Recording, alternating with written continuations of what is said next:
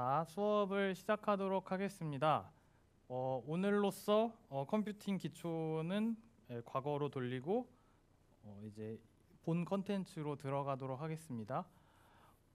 우리가 그 파이썬을 컴퓨팅 기초에서 배울 때 헬로 파이썬이라고 해서 첫 번째 프로그래밍을 해봤고, 뒷부분에서는 또 헬로 C 해서 C 프로그래밍을 처음 해봤듯이 정확히 같은 컨텐츠를 가지고 다만 C++에 대해서 오늘 한번 체험하는 것을 가져볼 거예요.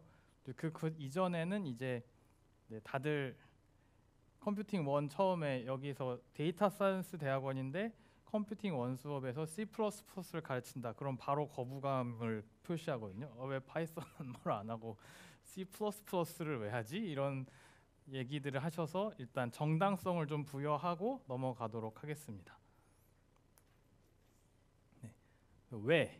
왜 우리는 컴퓨팅 1에서 C++를 가르치게 되었는가?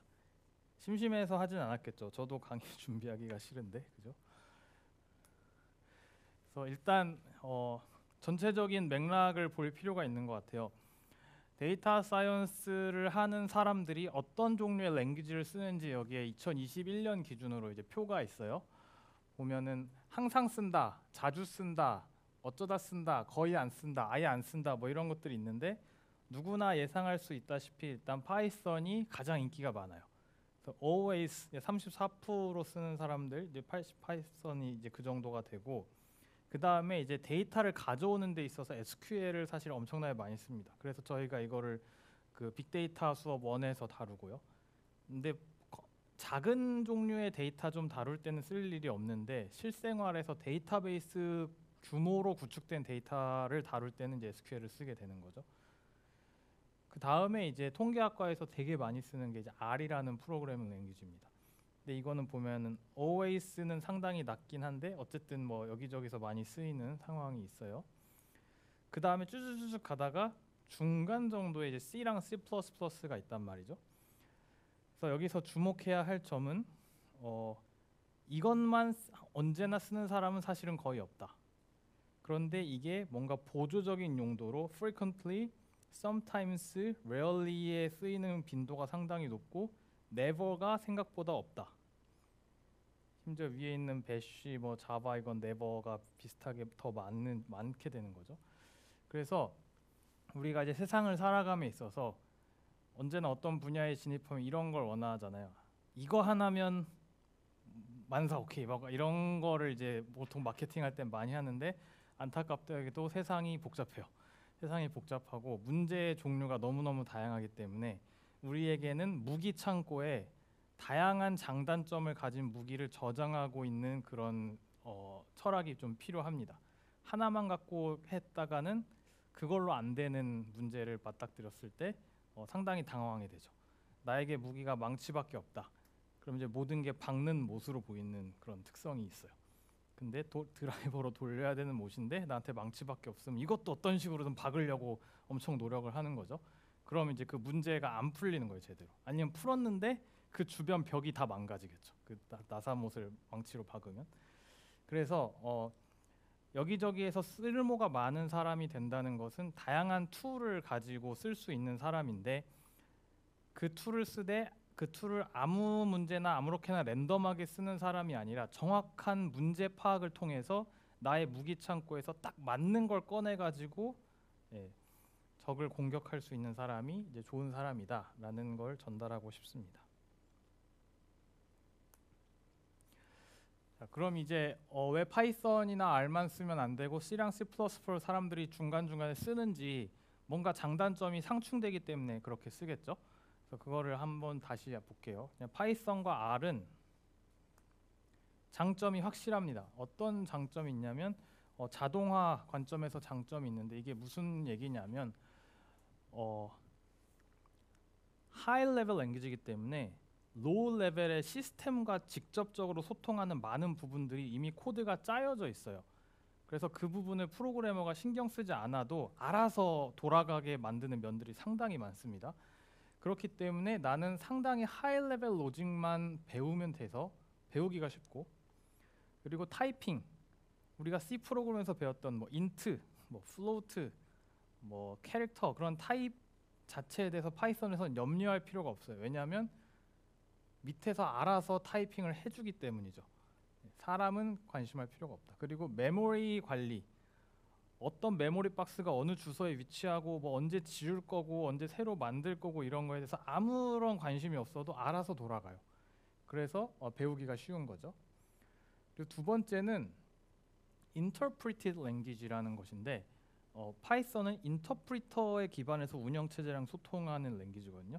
그게 뭐냐면 파일 전체 코드를 한 번에 운영체제에 전달하는 게 아니라 라인 바이 라인으로 운영체제에 전달해서 실행까지 맞춰요. 그래서 라인 바이 라인으로 번역과 실행을 계속 반복하게 되기 때문에 내 코드가 100줄이다. 그럼 100번째 줄에서 에러가 있어도 99번째 줄까지 실행한 결과물을 내가 눈으로 볼 수 있다는 거죠. 그게 이제 디버깅 할 때 상당히 좋다는 거예요. 그 다음에 데이터 조작이나 머신러닝이나 스탯 등등을 서포트하는 라이브러리들을 다양하게 제공해준다. 이것도 상당히 큰 장점이라고 볼 수 있을 것 같아요. 넘파이라든지 판다스라든지 뭐 파이톨치라든지 그런 것들이 이제 아주 좋은 것들이죠. 자, 근데 이제 종이의 양면이에요. 어떤 것을 장점으로 갖추기 위해서 개발을 하면 그 반대면에는 정확하게 같은 특성 때문에 단점이 발생하거든요. 오토메이션이 장점이라고 했는데 그건 초심자들에겐 엄청난 장점이죠. 그런데 이제 내가 숙련된 유저란 말이죠. 그러면은 이 성능의 불편함을 느끼고 성능을 개선하고자 하는 욕구를 가지게 되는데 자동화가 되어 있기 때문에 내가 건드릴 수 있는 룸이 너무 적어요. 그리고 성능 최적화의 룸이 없다는 뜻이죠. 그래서 메모리 사용 같은 것들을 더 효율적으로 할 수도 있는데 내가 그걸 접근을 할 수 없기 때문에 건드릴 수가 없어서 그냥 만족하고 살아야 되는 겁니다.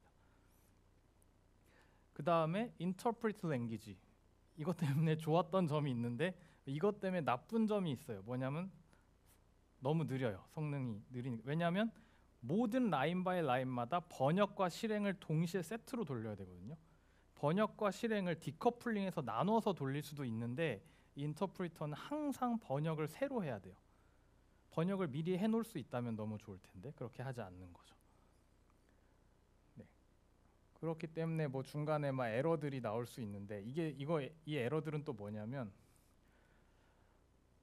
파이썬은 기본적인 철학이 이거예요. 많은 것들을 허용해요. 유저들에게 많은 것들을 허용하고 실행까지 다 해줘요. 그래서 유저들은 너무 신나죠. 근데 네가 알아서 책임져, 약간 이런 마인드예요. 그래서 C랑 좀 다른 측면이 우리가 부모님이든 뭐 지도 교수님이든 스타일이 다 있을 텐데 자유방임 스타일이 있을 거고 엄청 하나하나 다 지도해주는 스타일이 있을 거예요. 자유방임 스타일의 장점은 자유롭다는 거죠. 무엇이든지 할 수 있다. 자유방임의 단점은 책임은 네가 져라, 이런 거죠. 근데 하나하나 이제 다 컨트롤하는 스타일은 그게 장점이자 단점이 되는 거죠. 뭐 좀 해보고 싶은데 다 안 된대. 다 안 된다 하니까 뭘 하나도 할 수가 없어. 그게 단점인데 장점은 그 안 된다 하는 걸 다 하나씩 메꿔갖고 결국 하나가 되게 만들면 그거는 성공 확률이 무진장 높다. 파이썬은 다 해봐라, 아무렇게나 해봐라, 내가 실행시켜 줄게, 이런 철학이에요. 에러 맞닥뜨리면 난 책임 못 져, 이런 스타일입니다. 그래서 이게 단점이 되는 거죠. 자, 그럼 거꾸로 C랑 C++는 사실 정확하게 반대예요. 장단점이.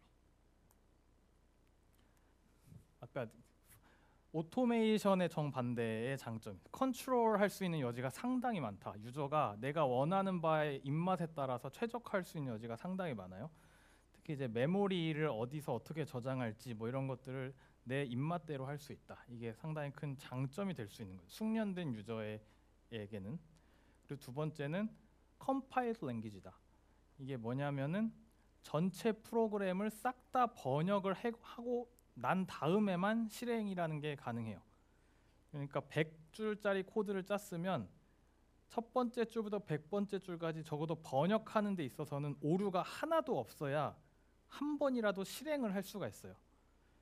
그게 이제 많은 사람에겐 단점으로 다가올 수 있는 거죠. 내가 모든 에러를 해결하기 전까지는 심지어 첫 번째 라인 코드도 실행할 수가 없다. 그게 상당히 짜증이 날 수 있지만 한 번 번역하고 나면 번역을 더 할 필요가 없어요.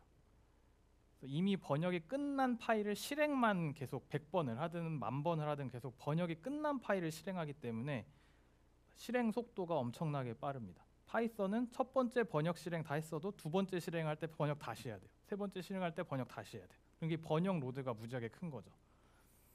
그래서 속도가 무지하게 빠르다. 정확하게 같은 특성 때문에 C와 C++의 단점도 생깁니다. 배우기가 어려워요. 안타깝지만 이제 첫 번째 실행하기 전에 포기할 수도 있어요. 사람들이 뭔가 안 된다. 저 같은 경우에도 대학교 1학년 때 이제 저희 때는 고등학교 때 프로그램 배우고 그런 게 없어서 C 랭귀지를 처음 배웠는데 프린트 F를 하는 거 자체가 이틀 걸렸던 것 같아요. 일단 비주얼 스튜디오 실행해서 뭘 어떻게 할지도 전혀 감이 안 잡히고 샵 인클루드가 뭔지 뭐 하나도 잘 모르겠어 갖고 그냥 드랍할까 뭐 이런 생각이 들었던 것 같아요. 거기다가 이제 막 나중에 포인터 막 이런 거 나오면은 이게 뭐야 도대체 뭐 헷갈리다가 또 garbage collection 이게 메모리 관리를 자동으로 해주는 기능이 없다는 뜻이에요. 한마디로 말하면. 그래서 쓰레기를 알아서 치워줘야 되는데 네가 직접 치워라 이런 느낌이니까 일일이 하나하나 건드릴 게 많습니다. 그다음에 컴파일 랭귀지이기 때문에 이게 거꾸로 보면은 플렉서블하지 않다는 얘기인데 이게 좀 이상하게 들릴 수도 있어요. 파이썬은 한번 코드를 짜놓으면요 컴퓨터 A에서 실행을 할 때 번역 실행을 해버리기 때문에 번역 실행을 하고 컴퓨터 2에서 실행할 때도 번역 실행을 다시 하기 때문에 컴퓨터 어디에서 실행하든지 번역 단계부터 실행하기 때문에 같은 파일을 계속 여기저기서 실행하는데 장점이 있어요. 번역할 때 컴퓨터 시스템을 고려하면서 번역하게 돼 있거든요. 그런데 C++ 프로그램은 예를 들면 컴퓨터 A에서 번역을 다 해놨어요. 그럼 번역이 끝난 상태의 파일이 컴퓨터 A에게만 최적화되어 있어요. 그 얘기는 실행 파일을 다른 컴퓨터 B에다 복사해서 돌리면 실행이 안 될 수도 있다는 뜻이에요. 이미 너무 로우 레벨까지 가버린 파일이기 때문에 그래서 플렉서블하지 않아요. 어떻게 보면 번역이 끝난 상태에서는 이미 나의 특정 컴퓨터랑 너무 커플링이 많이 되어 버린 상태가 된 거예요. 그리고 아무래도 옛날에부터 만들어진 것이기 때문에 ML이랑 스탯이 엄청나게 뭐 C++ 코드로 라이브러리가 제공되어 있지는 않는 이런 게 좀 단점이 될 수가 있겠죠. 자, 그럼 이런 장단점이 있는 것까지 봤고 그럼 실제적으로 데이터 사이언스를 함에 있어서 왜 파이썬과 R만 가지고는 부족하냐? 네, 당연히 그 단점 때문에 그래요. 느리고 메모리 이니피션트한데 이게 데이터 사이언스에 있어서는 쥐약이 되는 거예요. 다른 분야에서는 쥐약이 아닐 수도 있어요. 근데 데이터 사이언스는 빅데이터를 다루는 곳이고 컴퓨팅 리소스를 엄청나게 많이 쓰는 곳이기 때문에 스피드 이꼴 나의 실력이 되는 세상이란 말이에요. 심지어 GPU를 몇 개 사느냐도 나의 실력으로 치부가 될 수 있는 그러니까 돈이 많은 기업이 연구도 잘하고 그런 약간 부익부 빈익빈 사회이기 때문에 그런 구조에서 내가 가지고 있는 리소스를 최대한 효율적으로 사용하지 못하고 느리게 된다. 그럼 그냥 내 실력이 떨어지는 것과 유사한 효과가 돼요. 왜냐하면 나의 아웃풋이 느리게 나오니까 남들보다. 그래서 실제로 파이썬과 R 프로그램을 봐도 라이브러리를 보게 되면 라이브러리의 껍질, 인터페이스는 파이썬 형태가 되어 있는데 그 하부 구조의 임플리멘테이션은 C랑 C++로 되어 있는 경우가 많아요. 그래서 하이브리드로 하게 되는 거죠. 근데 그렇게 하이브리드로 쓰면 된 것이 아니냐. 그냥 파이썬 써도 선조분들이 다 밑에서 구현 잘 해놨으니까 된 게 아니냐라고 얘기하고 싶겠지만 실제적인 문제를 풀다 보면 라이브러리만 갖고 모든 걸 할 수 없는 상황을 맞닥뜨릴 수밖에 없습니다. 특히 학교 레벨 말고 기업에 가면 대부분 새로운 오퍼레이션들을 정의해야 될 일들이 많죠. 그때는 커스터마이즈드 프로그램을 해야 될 때가 있어요. 맨날 하는 건 아니지만 해야 될 때가 생긴다. 그때 외면하게 되고 뭔가 소심해지면 이제 갑자기 이제 네, 자존감이 확 낮아지거나 경시받는 상황이 발생하니까 그때를 위해서 배우자는 뜻입니다. 그리고 라이브러리를 그대로 사용하더라도 내가 이해하고 싶을 경우가 있어요. 이 코드를 이해하고 싶을 경우가. 그땐 적어도 독해는 돼야 된다는 거죠. 라이팅까지는 못해도. 그 다음에 좀 더 나아가서 C랑 C++의 정말 큰 장점은 시스템을 컨트롤할 수 있다는 거라고 얘기했잖아요. 그래서 내가 좀 시스템과 맞닿은 연구를 하고 싶다. 데이터 사이언스지만 그냥 완전 하이 레벨만 다루지 않고 시스템과 맞닿은 연구를 하고 싶은 욕구가 있다면 C와 C++를 다룰 경우들이 생깁니다. 저희 이제 이재진 원장님이나 저나 약간 그런 종류의 연구도 같이 하고 있기 때문에 그것도 데이터 사이언스의 일부라고 볼 수가 있겠죠. 네.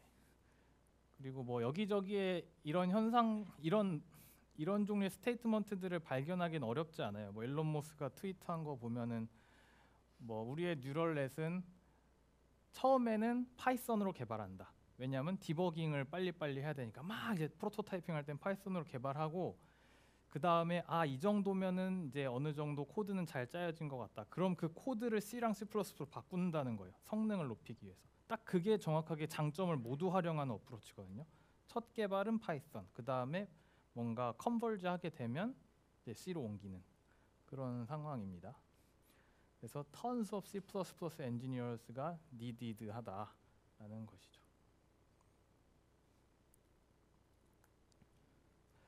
그래서 이제 파이썬과 C++가 서로 경쟁 관계에 있다고 볼 게 아니라 하나를 택할 게 아니라 서로 사랑에 빠지게 그래서 내가 두 개를 다 쓸 수 있는 사람이 되어야 된다. 그래서 프로토타이핑에는 파이썬 R을 쓰더라도 스피드업을 위하면 C랑 C++를 쓰면 되겠다. 그리고 코드 중에서 전체 프로그램 중에서 뭔가 메모리가 정말 많이 쓰이고 성능이 확 느려지는 파트가 있으면 그 부분만 선택적으로 C랑 C++로 짜도 되겠죠. 다른 부분은 파이썬으로 짜고. 그리고 이제 저희 대학원에 지금 현재 안식년 가 계신 이승근 교수님이라고 있는데 그분이 이제 통계학과 출신이기 때문에 그분이야말로 누가 대충 봐도 R만 쓰시겠지, 파이썬만 쓰시겠지라는 시선이 있거든요. 근데 사실 그분이 C++를 많이 써요. 그럼 말 다 한 거예요, 사실. 통계학과인데 C랑 C++를 많이 쓴다. 왜 그러냐면 성능이 유전체 데이터를 다루시는데 엄청나게 데이터량이 많아요. 그래서 오퍼레이션 자체는 되게 간단한데 데이터를 너무 많이 같은 오퍼레이션 수행하게 만들려다 보니까 네, 데이터를 읽어오거나 잠깐 조작하는 간단한 조작, 그러니까 코딩이 복잡하진 않겠죠. 간단한 조작이니까. 하지만 랭귀지를 C++로 한다는 거예요. 성능 이슈가 있기 때문에. 근데 막 리니어 로지스틱 리그레션 뭐 이런 ML스러운 동작들은 이제 또 R로 짜기도 하고 이렇게 서로 섞어서 쓰는 상황이다라는 것도 알아주시면 좋겠습니다. 그래서 이제 우리가 한번 이걸 체험을 해보자는 거죠. 이거 한번 주피터 노트북 켜고 한번 쳐보실래요? 이게 뭘 하고 싶은 거냐면요. 뭘 하고 싶은 거지?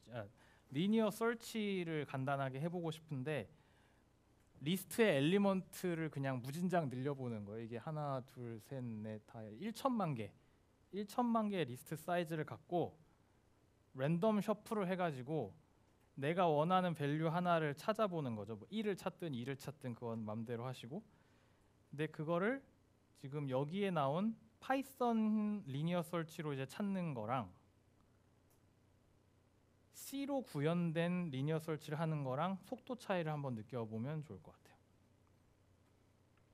그래서 여기에 있는 전체 코드가 이제 성능을 이제 측정하기 위한 것이라고 보시면 됩니다. 저도 한번 해볼까요?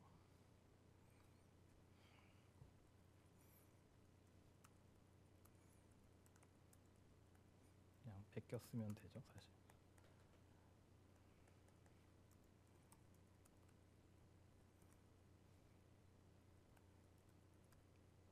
여기까지 하면 이제 랜덤하게 섞는 건 이제 여기서 하는 거고. 그렇게 한 다음에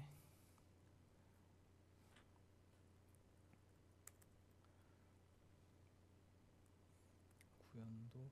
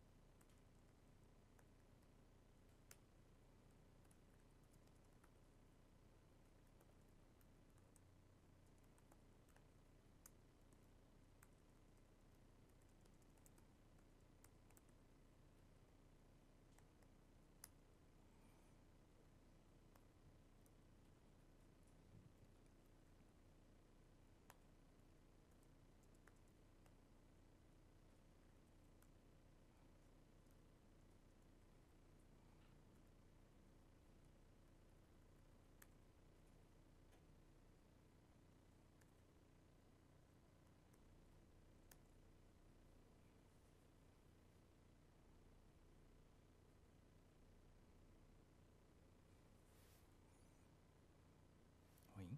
search.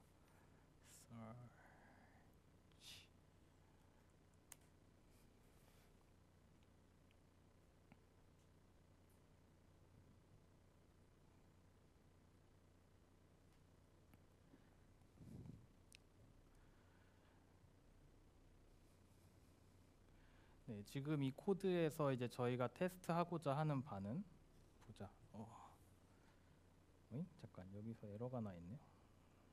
짠. 아이고.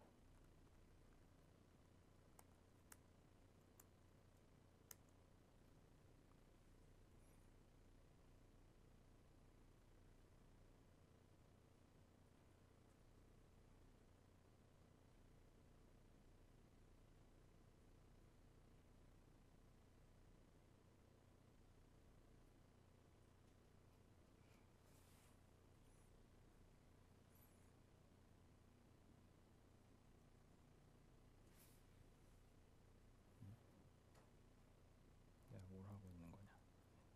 if 이걸 해야지.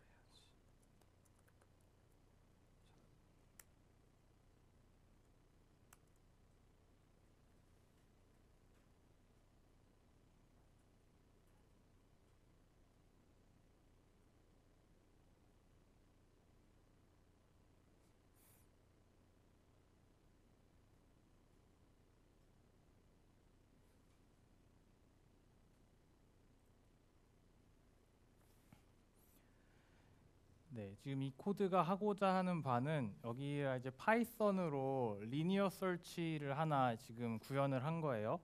그래서 내가 i라는 뭐냐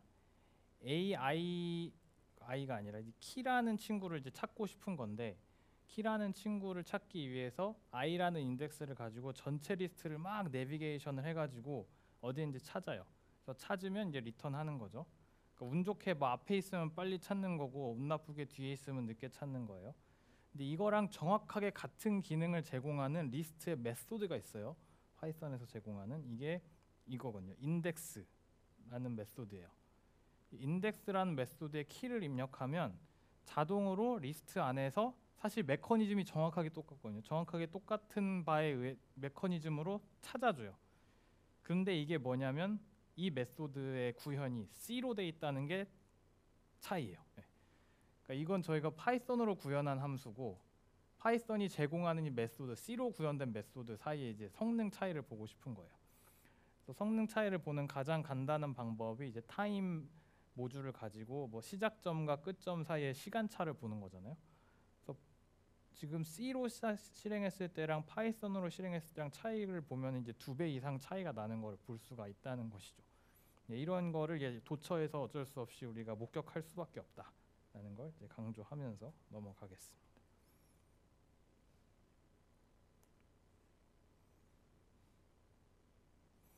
자, 그래서 데이터 사이언스와 C++의 현재 상황을 좀 분석한 블로그예요.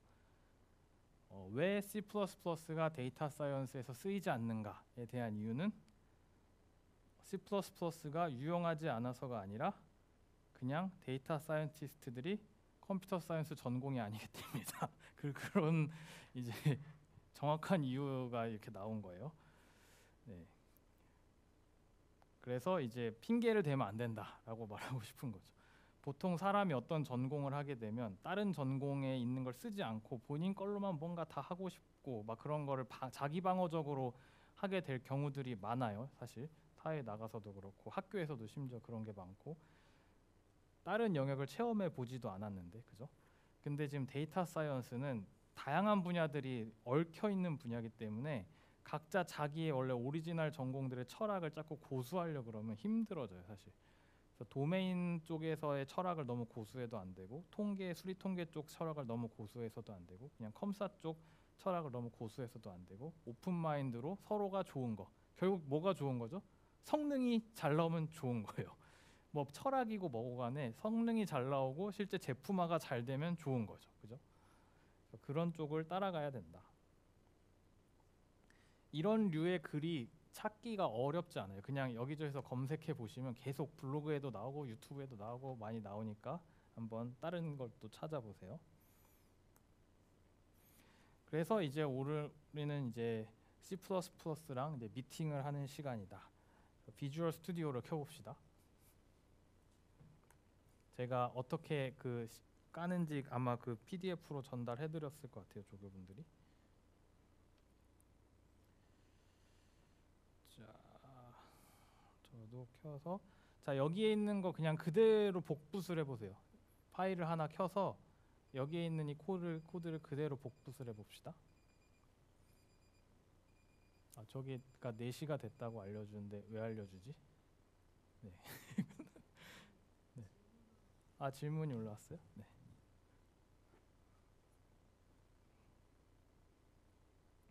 네, 강민구 학생, 저는 그런 걸로 알고 있어요. 리니어 설치인 걸로 알고 있습니다.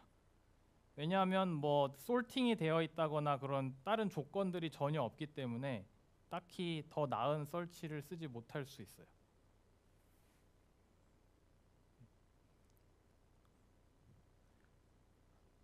근데 혹시 아닐 수도 있으니까 또 찾아보시고 아니면 알려주세요.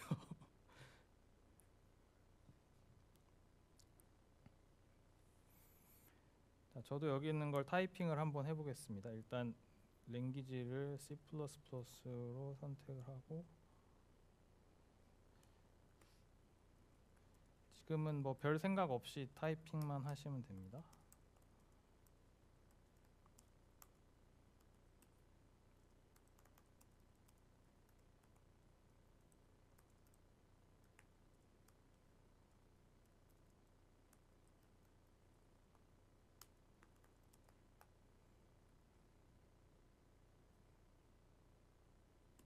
저장을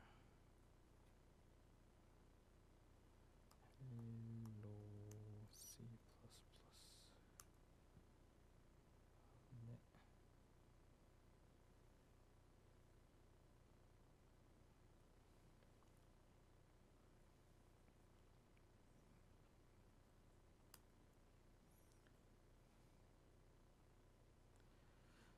네. 네, 본인이 있는 폴더로 터미널 잘 들어가시고요. 거기서 이제 이렇게 타이핑을 다 하셨으면 C++ 파일이 제대로 생성되었는지 ls 커맨드를 통해서 확인을 하고 그 다음에는 이제 컴파일을 해볼 텐데 컴파일 커맨드가 우리가 C 프로그래밍 할 때는 GCC라는 커맨드를 쳤는데 C++는 G++예요. G++ 그 다음에 내가 컴파일하고자 하는 파일 이름을 치고 cpp 그 다음에 아웃풋 이름은 hello C++로 하겠다. 네, 저는 컴파일이 잘 된 것 같고 그 다음에 이제 실행을 하죠. 일단 네, 출력까지 됐어요. 일단 오프라인에 있는 학생들이 여기에 hello C++ 느낌표까지 다 봤다고 하면은 넘어가겠습니다.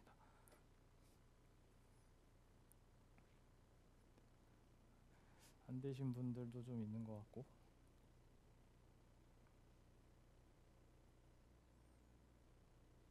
혹시 여기까지 하는데 어떤 문제가 있는 분? 다 됐네? 네, 다 된 것 같습니다. 자, 그럼 일단 축하드립니다. 네, 여러분들은 C++ 프로그래머가 되었습니다. 네, 첫 번째 C++ 프로그래밍을 했고 잘 돌아갔어요. 그럼 이 과정에서 일단 뭐가 발생했는지 한번 이제 얘기를 해봅시다.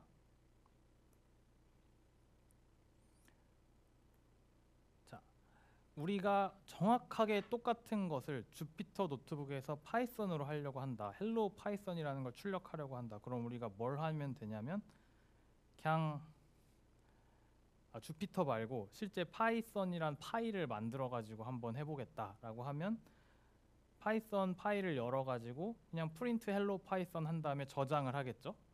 저장을 한 다음에 이걸 실행할 때 우리가 어떻게 하는지를 한번 보자는 거예요. 실행을 할 때 그냥 파이썬 3라는 커맨드를 치고 그 다음에 소스 파일, 코드가 있는 파일 자체를 그냥 바로 인풋으로 넣으면 실행이 돼버린단 말이죠. 내가 입력한 게 어떤 0101 바이너리로 실행할 수 있는 파일이 아님에도 불구하고 파이썬 3라는 커맨드가 번역과 실행을 동시에 해주기 때문에 원본 소스 코드 파일을 바로 실행할 수 있게 된 거예요. 그래서 사실 타이핑 하나만 하면 끝난다는 거죠. 근데 C++에는 커맨드 하나로 안 돼요. 왜냐하면 번역 따로 실행 따로 하는 랭귀지 체계이기 때문에 첫 번째 커맨드 G++라는 커맨드로 한 줄을 쓰면 실행이 하나도 안 돼요. 번역만 돼요. 번역된 결과물로 01010 그 바이너리 파일이 하나 생성이 되는 거죠. 그게 지금 제가 이 -o 다음에 쳐놓은 이 hello C++라는 게 이제 그 바이너리 파일의 이름을 이렇게 하겠다는 거거든요. 그래서 결국 무슨 파일이 생기냐면 이게 ls 쳐보면 요거 있잖아요. exe 파일이 생겨요. exe 파일. 원래는 없거든요. 근데 G++로 번역을 마치면 이 파일이 탄생해요. 이 파일의 내용물은 다 0101로 이루어져 있는 executable 파일이에요. 그래서 exe예요. executable의 그 축약형이 exe 파일이거든요. 그래서 파일이 하나 더 생긴다. 번역 과정이 있기 때문에. 그 다음에 이제 이 번역된 파일을 실행하는 거죠. 파이썬처럼 그냥 CPP를 바로 실행할 수가 없어요. C는 절대. 번역부터 하고 나서 실행해야 됩니다. 그게 이제 가장 큰 차이다. 그래서 지금 인터프리터 기반과 컴파일러 기반 랭귀지의 차이를 여러분이 지금 이 커맨드 하나 차이로 사실 체험할 수가 있는 거죠. 자, 그러면 사실은 이 체험 자체는 우리가 컴퓨팅 기초에서 이미 다 했어요. C 프로그래밍 처음 할 때, 헬로 C를 프린팅 할 때 다 했어요. 그럼 이제 좀 더 깊이 들어가서 C, 컴퓨팅 기초에서 배웠던 C랑 C++랑 뭐가 다르냐? 똑같은 이 동작을 함에 있어서 약간 다른 점이 있거든요. 보면 C로 할 때는 스탠다드 io.h라는 걸 인클루드 해갖고 printf라는 걸 함수를 써서 hello C를 프린트를 했어요. 지금 보면 이 파란색 줄 쳐진 부분이 좀 달라요. 여기서부터 이제 차이점이 시작되는 겁니다. 뭔가 다른 헤더, 다른 이름의 헤더를 인클루드를 했고 프린트하는 함수가 또 뭔가 달라요. 그죠? 그래서 이거에 대한 얘기를 조금 해보겠습니다. printf는 어디 갔고 std::cout은 뭐냐 이런 얘기를 해봐야죠. 근데 이 얘기에 깊이 들어가기 전에 하나를 더 체험할 건데, 자, 우리의 원래 프로그램을 좀만 바꿔봅시다. 이렇게 이 부분만 바꾸면 되거든요. 이 파란색 글자만 좀 바꿔서 다시 한번 실행해 봅시다. 파란색 글자가 아니라 이 위에도 다르구나. 이번에는 인티저 하나 선언해 보는 거예요. int num을 하나 선언한 다음에 std cin에다가 num을 넣고, 그 다음에 hello C++ 말고 cout에다가 num을 넣는다.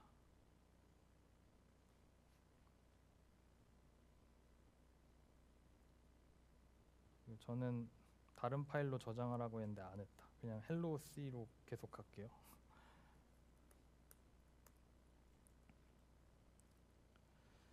그래서 hello C++란 이름은 안 바꿨는데 그냥 내용물을 바꿔서 일단 컴파일을 해보겠습니다. 자, 컴파일을 했으니까 됐고 이제 실행을 해볼게요. 네, 컴퓨터가 멈췄어요. 여기까지 이제 체험하면 됩니다. 컴퓨터가 멈췄다. 뭔가 출력을 안 해준다. 멈췄다. 그러면 정상입니다.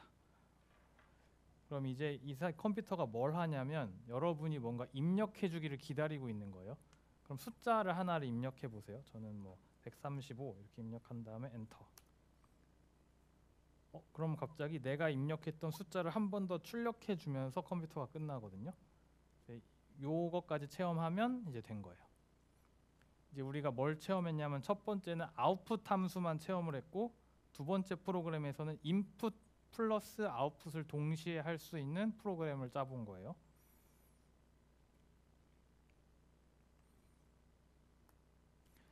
자, 그래서 이제 C랑 C++ 아웃풋에서는 printf를 쓰고 인풋에서는 scanf를 썼던 게 C였는데 갑자기 Cin이라는 게 등장해서 scanf를 대체했고 Cout이라는 게 등장해서 printf를 대체했다. 그럼 얘네들이 뭐냐라는 얘기를 해보겠습니다. 30초만 있다가 해보겠습니다.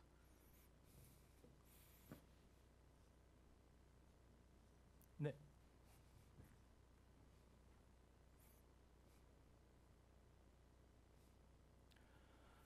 이준규 학생이 여기서 std end 라인이 반드시 필요한가요? 아니요, 그렇지 않습니다.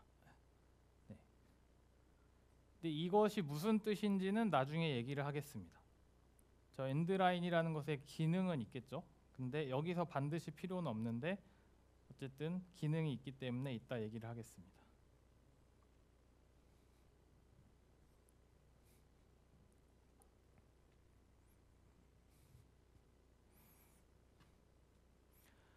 자, C++에서는 인풋과 아웃풋을 다루는 그런 포맷으로 스트림이라는 걸 써요. 스트림.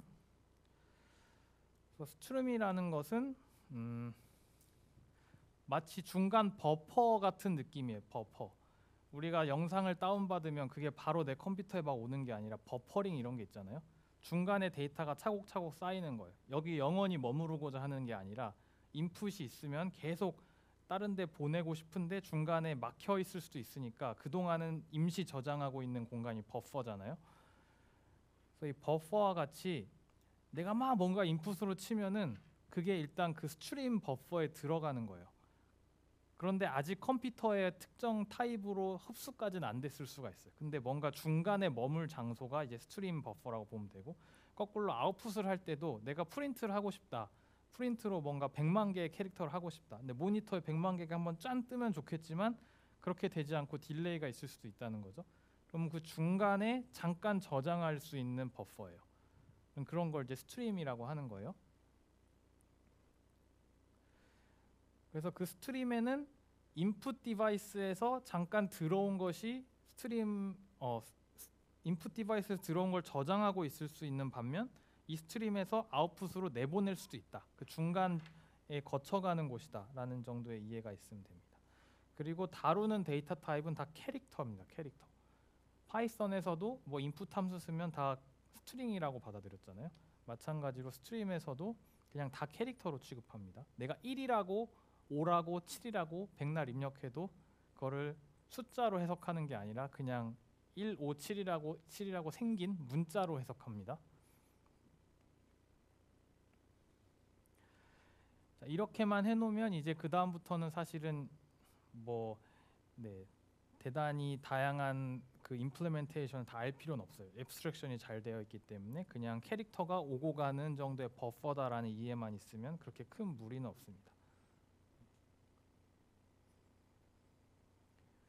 그리고 순서 5-4 구조예요. Q 구조로 돼 있어요. 그러니까 먼저 온 캐릭터가 먼저 빠지는 그런 걸로 돼 있습니다. 스택이 아니라 큐다.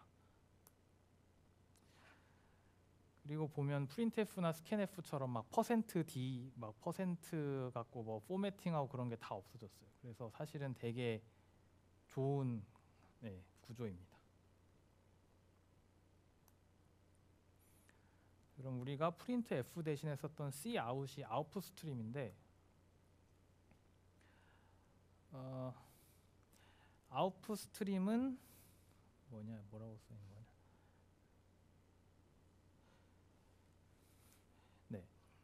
일단 기본적으로 우리가 아웃풋 디바이스가 사실 여러 개가 있죠. 뭐 모니터에도 아웃풋을 내보낼 수도 있고 뭐 스피커로도 아웃풋을 내보낼 수 있을 텐데 프로그램을 하는 입장에서 대부분의 아웃풋은 기본적으로 모니터잖아요. 그래서 이 스크린 자체가 이제 하나의 아웃풋의 매개체가 된다. 그리고 그 스크린에 직접적으로 접속할 수 있는 권한을 가진 스트림을 cout 스트림이라고 합니다. 그래서 cout에 들어가 있는 것들은 언젠가는 모니터에 뜰 친구들이에요. cout에 들어갈 친구들은. 그래서 저희가 문법적으로 보면 어떻게 하냐면 이렇게 왼쪽 화살표를 날려가지고 저희가 쳤던 코드가 뭘 의미하냐면 cout이라는 스트림에다가 내가 친 이 스트링을 넣어줘 라는 뜻이에요. 어사이먼트 같은 느낌이 되는 거죠. cout이라는 스트림에 내가 입력한 스트링을 넣어줘. 그럼 언젠진 모르지만 언젠가 얘네들이 모니터에 뜨겠죠. 그죠? 내가 넣었다고 바로 뜬다는 보장은 없어요. 뜨는 작업은 플러시라는 걸 거쳐야 이 중간 버퍼가 싹 없어지면서 모니터에 딱 뜹니다. 하지만 일단 여기에 넣어 놓으면 이제 언젠가는 뜬다는 보장이 있다. 자, 그럼 그 다음에 나왔던 게 이제 엔드라인도 넣어줘라고 했잖아요. 그 왼쪽 화살표를 날리고 엔드라인이라는 걸 쳤어요. 근데 얘는 이제 우리가 printf로 치자면 이거 \n 한 줄 띄워줘라는 기능을 가져요. 그래서 모니터 상으로 한 줄 이제 줄 바꿈의 기능이 있는 것이고 플러스 엔드라인이라는 것은 플러시도 해줘라는 걸 같이 포함하고 있습니다. 줄만 바꾸는 게 아니라 현재까지 cout에 있는 것을 플러시해서 당장 모니터에 띄워줘라는 것을 같이 포함하고 있어요.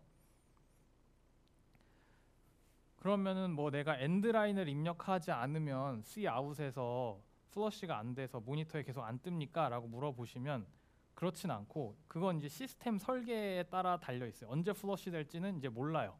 유저 입장에서는. 근데 사실 요즘 대부분의 시스템은 그냥 알아서 그때그때 플러시를 해주기 때문에 진짜 엔드라인이라는 게 이제 플러시의 기능은 거의 뭐 없다고 보시면 돼요. 그러니까 있지만 필요 없다. 그냥 줄 바꾸는 정도의 기능으로 쓰시면 됩니다.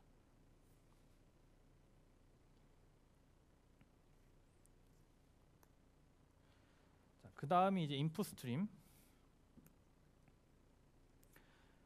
프로그래밍을 할 때 물론 우리가 뭐 마우스로도 여러 가지 인풋을 넣을 수 있지만 가장 빈번하게 쓰이는 인풋 디바이스는 키보드죠.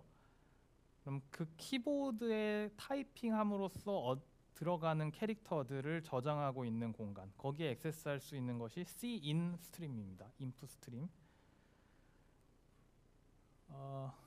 그리고 얘는 당연히 자동적으로 모든 걸 ASCII 캐릭터로 저장하고 있어요. 그렇기 때문에 이제 우리가 주의해야 할 것은 나는 사실 인티저를 생각하면서 입력을 했단 말이죠. 만약에 키보드에 157 하고 입력했는데 cin 인풋 스트림은 이걸 157이라는 그냥 세 개의 캐릭터로 취급하니까 이거를 int로 변환을 해줘야 되잖아요. 그래서 그 제대로 된 타입 컨버전이 이루어져야 내가 원하는 의도대로 프로그램 내에서 동작합니다. 타입 변환을 항상 염두에 둬야 돼요. cin을 쓸 때는.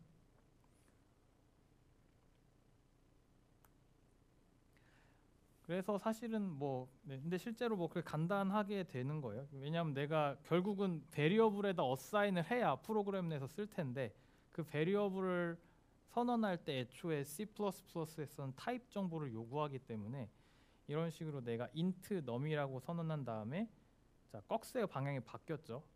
그러니까 이제는 이 인풋 스트림에 있는 것을 num이라는 베리어블에다 넣는 거예요. 그래서 밸류가 어사인먼트 되는 느낌인데 정말 감사하게도 이 스트림의 이 구현 방식이 이 꺽쇠만 가지고도 자동으로 타입 컨버전을 해줍니다. 이 꺽쇠의 목표 대상이 뭔지를 먼저 파악해서 이거 int 베리어블이구나. 그러면은 현재까지에 있는 이 버퍼에 있는 캐릭터들을 다 int 타입으로 바꿔야겠다라고 생각하면서 바꿔주는 거죠. 상당히 문법적으로 편리해졌습니다.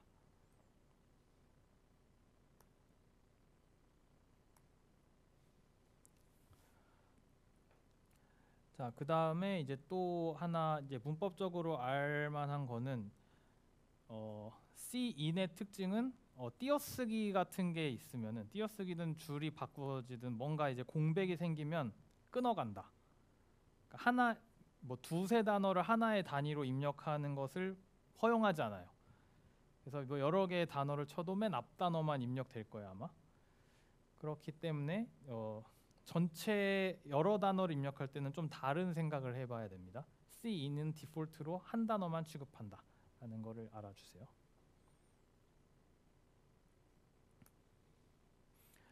그래서 대부분 사실 우리는 근데 엔터라는 키를 단위로 해서 뭔가 끊어가고 싶잖아요.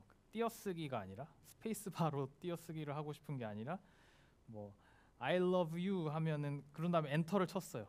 그러면 그거 를 덩어리로 입력하고 싶은 게 사람의 기본 생리지 띄어쓰기 한 만큼 다 따로 저장하고 싶은 생각은 보통 없잖아요. 그래서 엔터 단위로 저장하려면 사실 한 줄 단위로 저장하고 싶은 때가 많다는 뜻이죠. 그러기 위해서는 다른 함수를 써야 돼요. 이게 뭐냐면 getLine이라는 함수예요. getLine이라는 함수를 보게 되면 C인에 있는 것을 띄어쓰기 단위로 나누는 게 아니라 그 뉴라인이 생기는 점까지는 한 단위로 취급해갖고 그걸 통으로 스트링으로 저장을 해놔요. 그래서 이 함수 내에 이제 두 개의 아규먼트가 있는데 첫 번째 게 C인이고 그다음 두 번째 거는 그 줄 전체를 저장할 스트링 베리어블을 넣으면 되는 것입니다. 보통은 이제 getLine을 쓴다. 그 정도 알아주시면 되겠어요. 마치 우리가 예전에 C에서도 get차라는 함수를 쓰다가 그게 너무 번거로워서 scanf를 썼던 것과 마찬가지로 얘도 C인이 좀 번거롭기 때문에 getLine을 통해서 쓴다. 네. 그래서 여기 마지막에 그쵸? strong reason이 없으면 getLine을 써라. 그리고 의심이 되면 이 두 개의 프로그램을 각각 한번 실행해 보면 좋아요. 실행을 하는데 여러 개의 단어를 입력한 다음에 엔터를 치고 어떤 아웃풋이 출력되는지를 보면 아마도 첫 번째 프로그램은 첫 단어만 출력되는데 두 번째 프로그램은 전체 줄이 출력될 것 같아요. 그죠?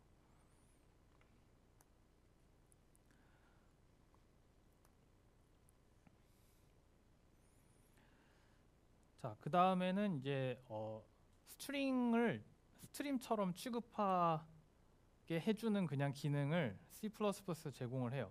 왜냐하면 스트림 자체가 사실 엄밀히 말하면 스트링이잖아요. 인풋 아웃풋 디바이스랑 소통할 뿐이지 그 본질은 캐릭터들이기 때문에 스트링이잖아요.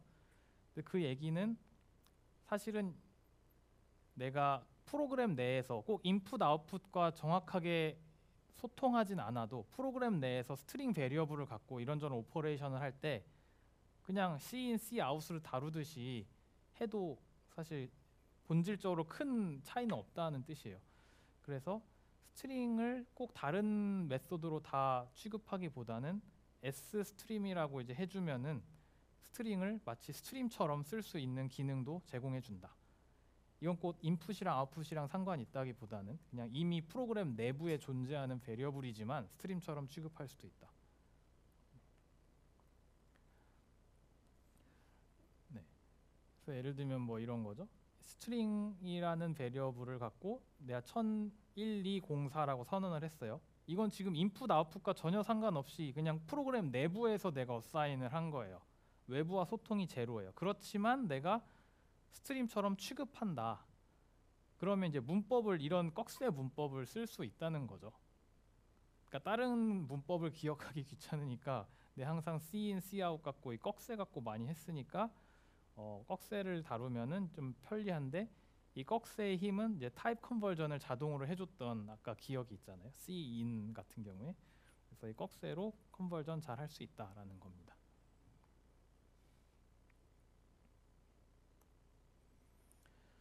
자, 그럼 이제 지금까지 제가 주구장창 얘기한 게 Cin, Cout에 대한 얘기를 했어요. 근데 우리가 실제로 타이핑한 것은 std Cin이었잖아요. 그냥 Cin만 쓰지 않았어요. 그래서 지금 std 은 무슨 의미인지를 또 얘기를 해봐야 될 것 같아요. 네임스페이스거든요. 이게 네임스페이스에 대한 얘기를 좀 해보겠습니다. C 프로그래밍은 네임스페이스라는 개념이 없어요. 근데 이제 이게 뭐가 안 좋냐면 간단한 프로그램 짤 때는 상관이 없는데 복잡한 프로그램을 짤 때 어떤 일이 발생하냐면 베리어블이나 펑션 이름이 겹치는 상황이 발생할 수 있어요. 적어도 내가 이름을 겹쳐도 뭐 형신킴이라는 걸 썼으면 그 다음 형신킴 2, 뭐 형신킴 3 이런 식으로 막 여러 가지 만들 거 덕지덕지 만들 거 아니에요. 근데 문제는 여러 명이 프로그램을 동시에 짜. 서로가 서로의 걸 보지도 못하는데 어떻게 기억을 하겠어요. 그러면 네임이 충돌할 여지가 많죠. 그럼 갑자기 막 컴파일이 안 되면서 이상한 상황이 발생하는 거죠. 그게 이제 너무 번거로운 거예요. 대규모 프로그램을 개발할 때. 그리고 우리 파이썬에서도 이제 이런 얘기 했었죠. 임포트 할 때 from xx 모듈에서 전체 메소드랑 베리어블 다 임포트하지 마라. 여기서 무슨 이름이 나올지 모르는데 서로 막 리어사이먼트 일어나고 완전 카오스가 벌어질 수 있다라는 얘기를 했어요.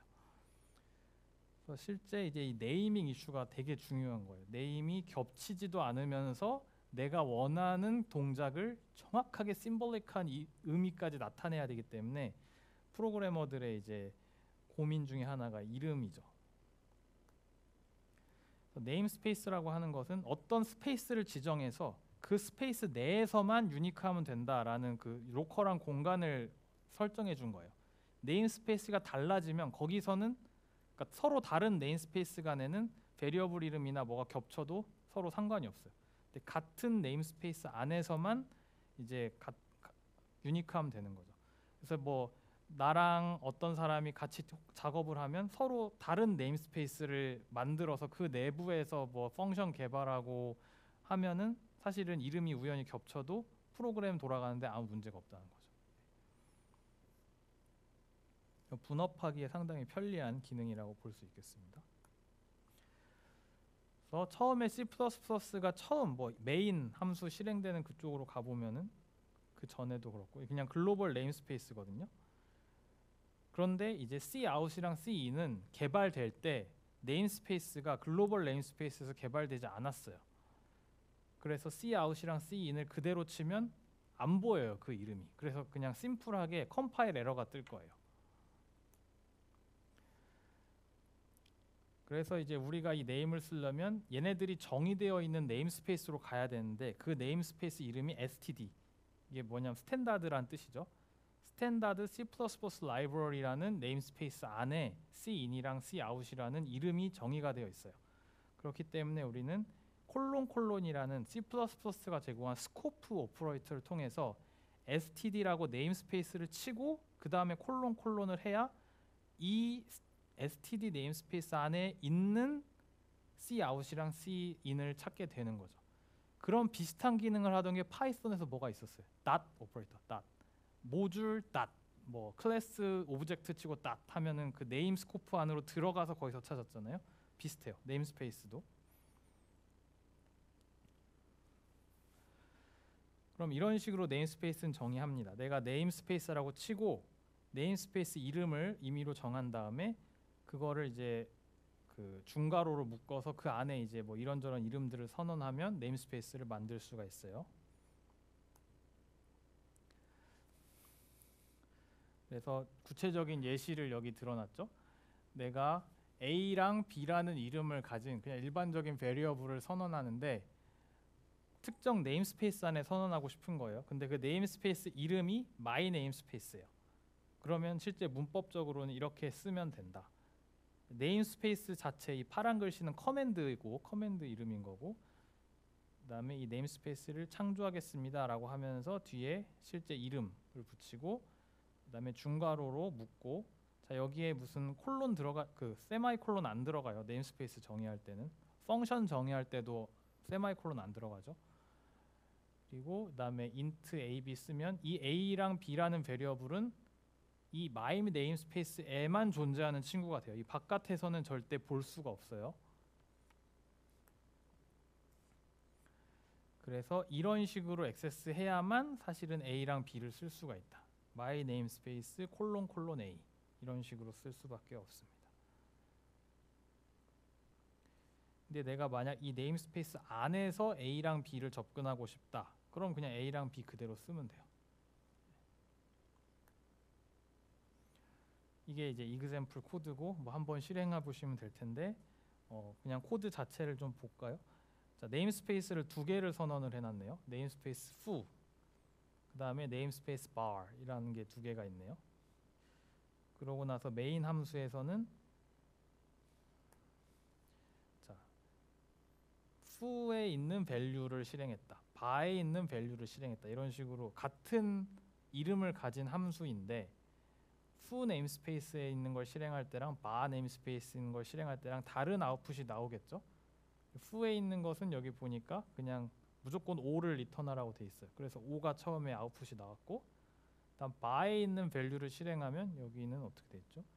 파이를 실행한 다음에 파이를 2배 했네요. 그럼 6.28 블라블라블라가 나오겠네요. 그래서 두 번째가 이렇게 나왔고, 자, 세 번째가 bar 안에 있는 이제 파이를 또 한번 출력해봐라. 그럼 오리지널 3.1416이 이제 출력이 되었습니다.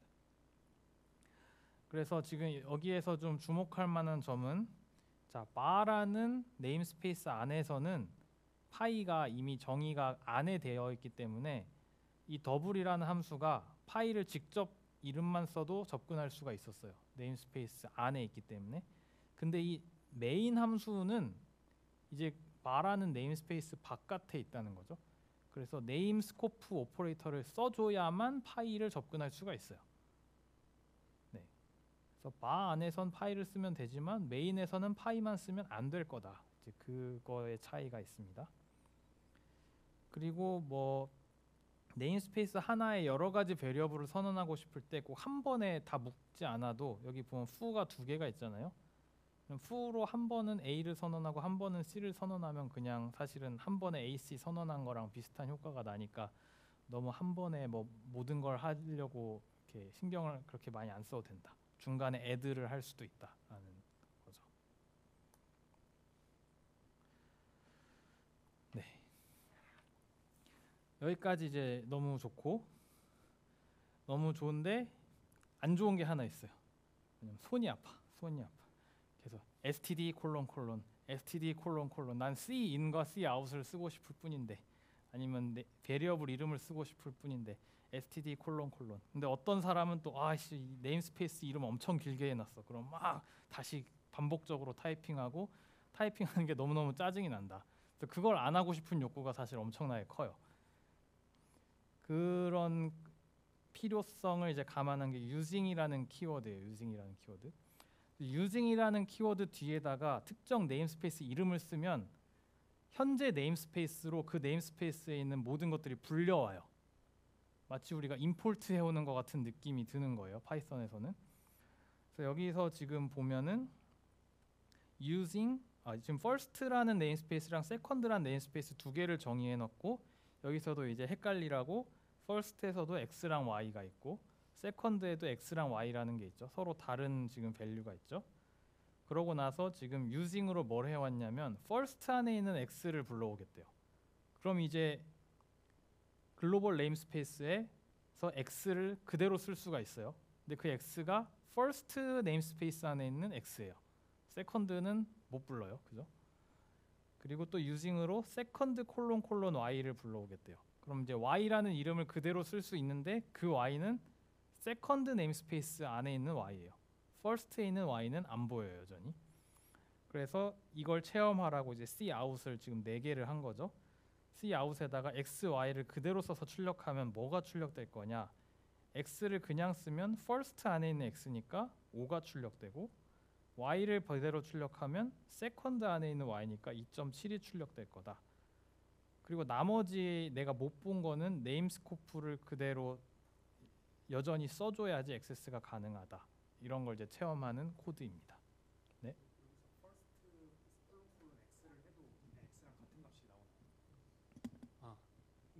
그 first 콜론 콜론 x를 해도 위에서 글로벌 스페이스에 그 다시 using으로 정의한 x랑 같은 값이 나오는지. 네, 맞습니다. 그러니까 using은 우리에게 권리를 더 증가시켜 줄 뿐이지 추가적인 의무를 부여하지는 않는 거예요. 그러니까 내가 글로벌 네임스페이스에서 더 많은 이름을 볼 수 있게 될 뿐이지 기존 네임스페이스에서 뺏어오는 기능은 아니에요. 그래서 first 콜론 콜론 x라고 여전히 쓸 수 있어요.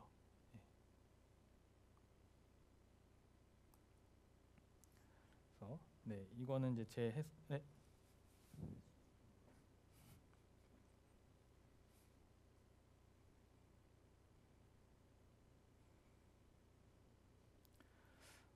네, 이준기 학생 좋은 질문인데요. C++의 네임스페이스란 개념은 파이썬의 네임스페이스라는 개념과 같습니다.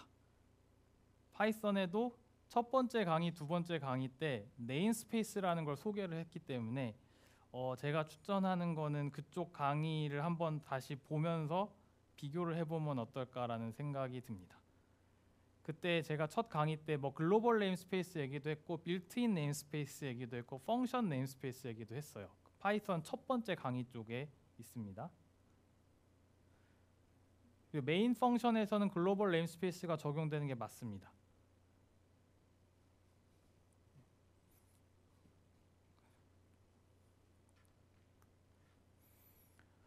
자, 하나 더 왔어요. 네, 최혜진 학생이 using first x, using second x 둘 다 x를 가져오면 어떻게 될까요? 가장 좋은 건 바로 해보시면 될 것 같은데 아마도 충돌이 나겠죠. 충돌이 나면서 뒤에 실행된 것이 오버라이딩 하지 않을까, 그러니까 덮어 써지지 않을까라는 생각을 하게 됩니다. 네, 한번 해보세요. 이제 이게 우리가 흔히 생각하는 네이밍 컨플릭트가 생기는 거죠. 요 박지영 학생이 using first x를 통해 글로벌 네임스페이스로 불러오는 게 글로벌 네임스페이스 x라는 새로운 변수가 생기는 건지 x라는 이름의 변수가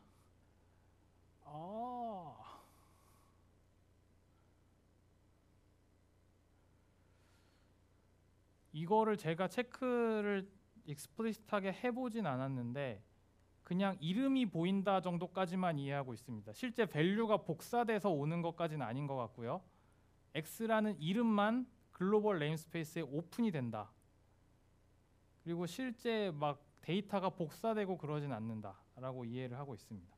만약에 데이터까지 복사돼서 새로운 베리어블이 생기게 되면 이 유징을 잘못 썼다가 그냥 프로그램이 멈출 것 같아요. 제 생각에는 그런 일이 일어나진 않을 것 같고 네임스페이스의 네임스페이스가 딱 안 보이도록 그 바운더리를 쳐주는데 그 바운더리가 해제됐다 정도로만 이해를 하는 게 맞을 것 같습니다.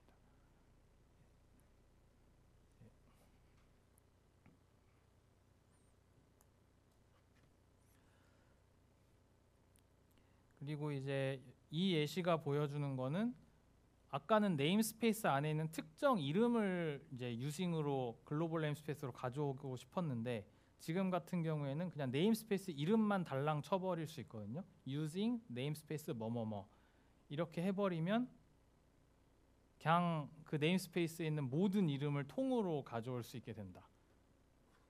아주 좋아 보이지만 아주 위험한 기능입니다. 그래서 보통 토이 이그젬플 갖고 할 때는 그냥 귀찮으니까 이렇게 유징으로 통으로 불러오지만 복잡한 프로그래밍을 할 때는 한번 생각해봐야 되는 from import 뭐죠? from xxx import star 이런 거랑 비슷한 거예요, 그죠? 하지만 우리 정도 스몰 레벨의 프로그램을 할 때는 뭐 별 상관이 없을 것 같고요.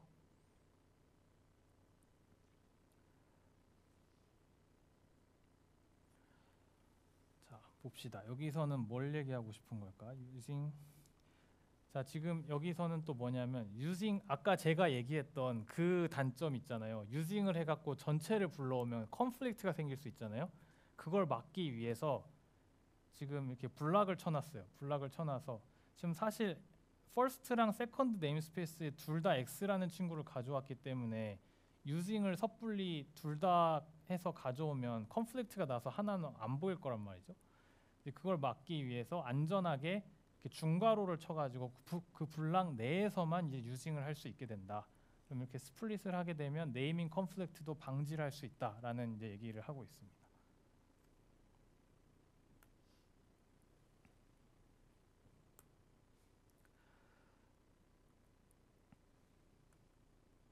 그리고 뭐 이거는 남이 어떤 네임스페이스를 정의해 놨는데 내가 그 이름이 마음에 안 들어. 그러면 새로운 이름으로 뭐 바꿀 수도 있다. 별명을 만들어 줄 수 있다 하는 것입니다.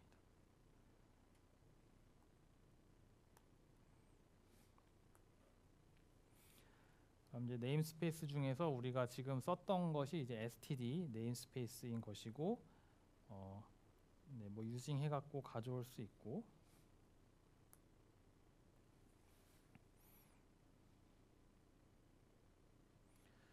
많은 유저들이 그냥 직접 가져오고 싶어 할 때들이 있다.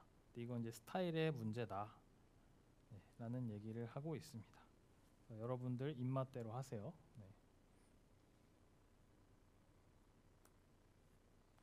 그 다음에 이제 업데이트들이 좀 더 있거든요. 이제 그거를 언급하고 오늘 마치도록 하겠습니다.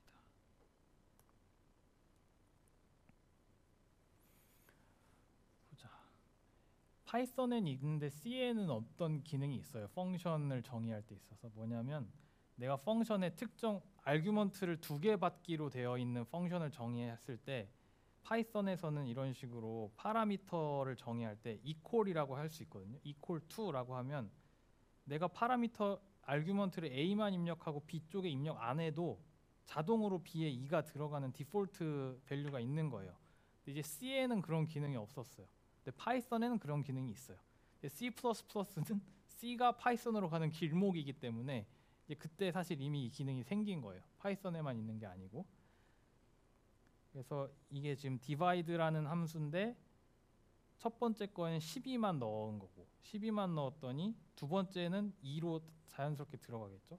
12를 2로 나누니까 6인 거고 divide하고 두 개를 직접 입력하면 4를 직접 넣어줬기 때문에 2라는 디폴트 밸류는 없어지는 거죠. 그래서 20을 4로 나눈 5가 답이 되는 거죠.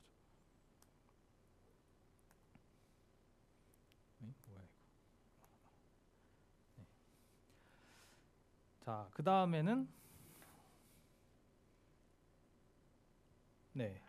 이제 for loop을 돌릴 때 원래 우리가 C에서 for loop 돌릴 때는 뭐 세마이콜론 2번 써갖고 이터레이터 이니셜라이제이션도 하고 이터레이터를 어떻게 증가시킬지도 하고 이터레이터가 언제까지 증가하다 멈출지 그 피니싱 엔드 컨디션도 주고 그 세 가지를 입력해야 됐었는데 그냥 그렇게 하지 말고 그게 결국 레인지 아니냐 어디서 어디까지를 어쨌든 하고 싶은 건데 그 레인지를 예를 들면 my string이라는 그 베리어블에 있는 모든 캐릭터에 대해서 for loop을 돌리고 싶으면 그냥 my string이라는 걸 레인지로 주고 거기서 캐릭터 하나씩 뽑아서 해보자 이제 이런 거예요.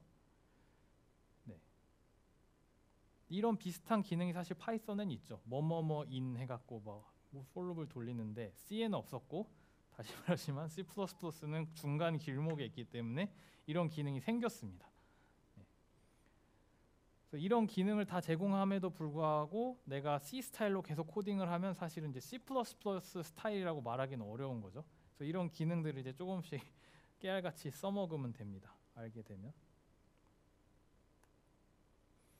자, 그 다음에 또 방금 같은 경우에는 이제 range based for loop을 돌리는데 my string이 스트링이기 때문에 각 엘리먼트들은 캐릭터잖아요. 그래서 차라는 캐릭터라는 타이핑을 하고 그 다음에 my string으로 range를 돌렸잖아요. 그런데 이제 많은 경우에 내가 앞에서 뭔가 타입을 정의는 했는데 타입이 생각나지 않거나 위로 가서 확인하기 귀찮거나 뭐 이런저런 상황이 있겠죠. 그럼 이 레인지를 갖고 for loop을 돌리고 싶은데 얘가 뭘로 이루어져 있는지 확인하는 게 이제 너무 귀찮다. 이제 오토라는 타이핑을 해주면 정말 C++가 친절하게도 이번엔 타입을 알아서 알려줍니다. 알아서 해줍니다. 그러니까 유저가 이제 한 단계 신경 안 써도 되는 거죠. C보다는 사실 한 단계 진짜 오토메이션이 됐어요.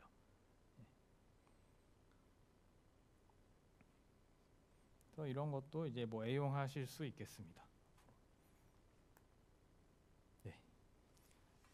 아주 간단한 베이직을 다뤘는데 파이썬하고 뭐가 다른지 C하고 뭐가 다른지가 지금 핵심이에요. 뭐 내가 이 프로그램을 실행할 수 있어 지금 그게 핵심이 아니고 여러분들이 비교하면서 지금 앞으로 계속 비교하면서 가야 돼요. 그래서 내 무기 창고에 파이썬이 있어요. C도 있어요. 근데 C++를 무기 창고에 넣으려고 함에 있어서 기존에 있던 두 개와의 장단점과 대조를 할 수 있으면서 무기 창고에 넣어야 적절하게 쓰는 거지.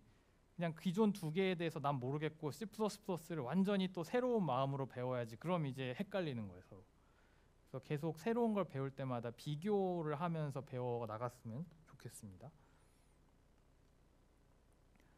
자, 그래서 이 서머리인데, 자, 이 세상은 복잡하기 때문에 여러 가지 문제가 있고 그 문제를 하나하나 적절히 해결하려면 나에게 다양한 종류의 무기가 필요하다.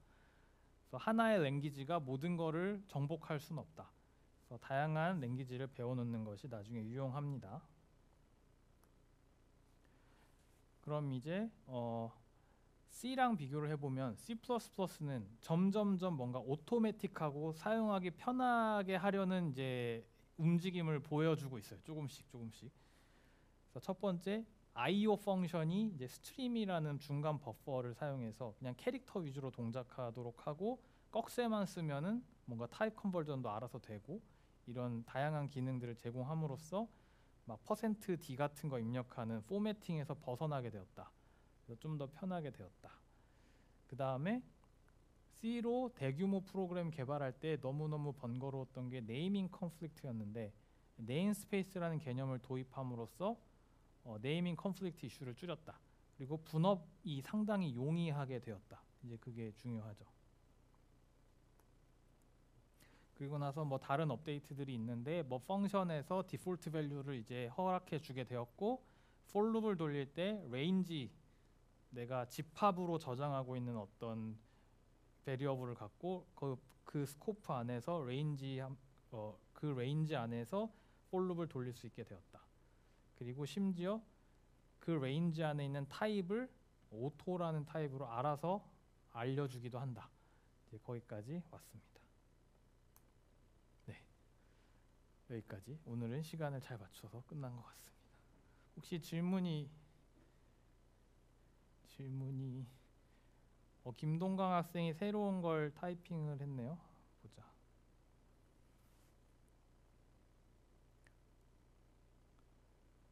네, 김동강 학생이 이제 방금 그걸 베리파이 한 거네요. 박지영 학생의 질문이 복사해 오느냐, 이제 주소를 그대로 놓고 그냥 같은 이름을 접근하느냐 그거였는데 새로운 오브젝트가 새로 생기는 건 아니네요. 그죠?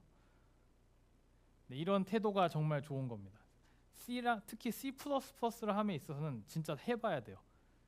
왜냐하면 많은 경우에 컴퓨터가 달라지면 결과값이 달라지는 경우들이 있어요. 이제 C로 넘어가면 C++가 되면 파이썬은 그렇지 않은데 C++는 해봐야 아는 경우들이 좀 있기 때문에 해보셔야 됩니다.